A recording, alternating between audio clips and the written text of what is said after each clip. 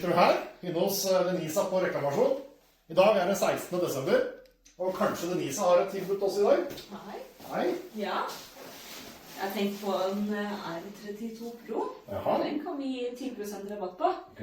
Og den kommer med en tømmerklippe med rotasjon. Aha. Og en hydraulisk pusseskuffe. Gratis? Som altså, med rabatt da. Ja, ja. Altså, det blir til sammen 75 000 i rabatt. Det mye penger, altså. Det gjør det. Hvis du ikke vet hvordan den ser ut, så sånn sitter det Ligner ut. litt på den der. Ja, ja. Ja, det ligner litt. Ja. Jeg har ikke en på lager, men du kan gå inn på Finn og sjekke den ut. Da det bare å gå inn på Facebook-siden vår. Lik og del alt det du kan nå. Greit.